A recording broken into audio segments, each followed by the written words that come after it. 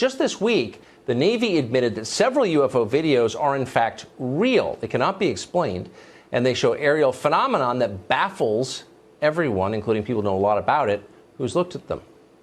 Michio Kaku is a professor of theoretical physics and the author of the best-selling book, The Future of Humanity. He joins us tonight. Thanks so much, Professor, for coming on. So with this announcement by the United States Navy, what has changed? What is different now that they've said this? We are now witnessing a tipping point. You see, the burden of proof used to be on the believers to prove that UFOs are real. Now the burden of proof has shifted to the government and the military to prove that they're not real. But the evidence is overwhelming.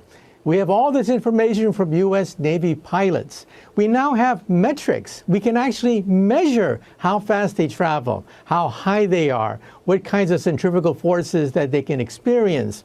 And science, remember, is based on things that are testable, reproducible, and falsifiable. Now we have testable information. A game changer. So given what we know about their physical behavior, but the physics involved in the way these aircraft fly, what do you think the chances are they were created by human beings?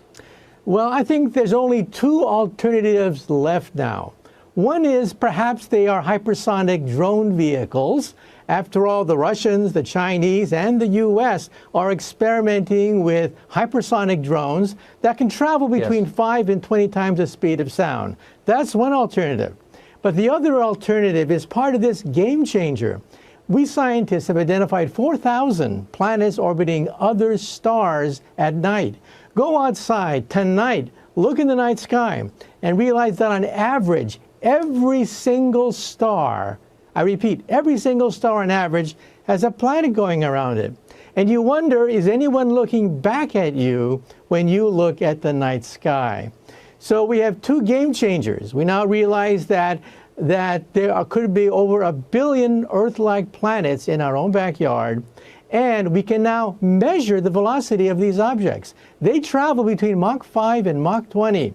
They can go from 80,000 feet down to 20,000 feet in a blink of an eye. They can maneuver so that G-forces would crush any human being.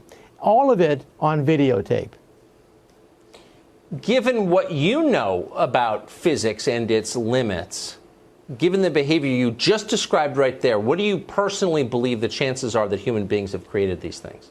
What's missing is reproducible evidence. That's why I tell my friends, the next time you are kidnapped by a flying saucer, for God's sake, steal something.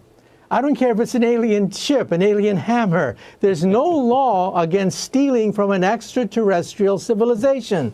You're not going to go to jail, and we need things that are reproducible in the laboratory. Fair answer, Professor. Thank you for joining us tonight. Great to see you. My pleasure.